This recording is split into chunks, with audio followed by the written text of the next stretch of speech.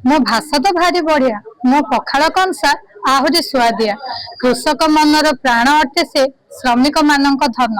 मो पखाड़ कंसा भारी सुआदिया से सहित थाई टिके बड़ी चूड़ा तो थाई टिके गोल मरच खाइबा को लगे बड़ मजालिया मो पखाड़ कंसा भारी बढ़िया।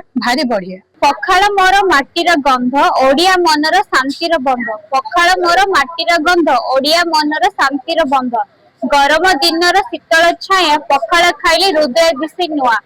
डालमा शाग भजा सह बढी चूरा रुचिर देख लेंबू लंका लुण मिसी खाइले लगे स्वर्ग रे बसी खाइले लगे स्वर्ग रे बसी माटी हांडी रे रहिथिबा प्रेमर स्वाद मिसी थाए पुराना दिनर स्मृति नहीं पखाळ आसे हृदय को छुई पखाळ आसे हृदय को छुई विश्व मंच रे आज ताहा ओडिया गर्वर गाथा गाए ओडिया गर्वर गाथा गाए सबुठारु कहबा आज ए कथा पखाळ आमर प्राण पखाळ आमर प्राण। प्रथमतः आज पखाळ दिवस रे समस्त को समग्र ओडिशावासी को मो अनेक अनेक शुभेच्छा अभिनंदन जनाउछि। केवल एठी नै समग्र ओडिशा रे आज पखाळ दिवस अनुष्ठित होउछि। प्रत्येक जगह रे प्रत्येक अंचल रे पखाळ दिवस पालन करा होछि। आमे ओडिया भाबे निश्चित स्वतंत्र परिचय आमे पखाळ कंसा पाई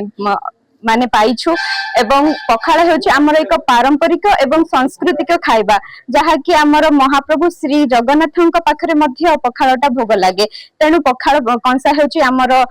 पौराणिक कृषि खाद्य हेले मध्य एबे सारा ओडिसा रे बा ओडिसा बाहरे बा विभिन्न विदेश रे मध्य पखाळर चाहिदा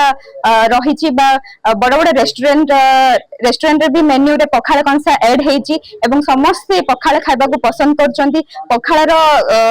जेति चाहिदा रहिछि तार औषधीय गुण भी रहिछि भल हजम शक्ति को इम्यूनिटी पावर भी बढ़ाउछि पखाळ कंसा रे तेनु पखाळ दिवस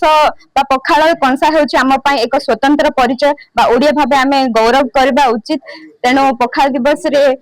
सब जगह रे एठी प्रगति महिला संगठन भी पखाळ दिवस पालन करा जाउछि।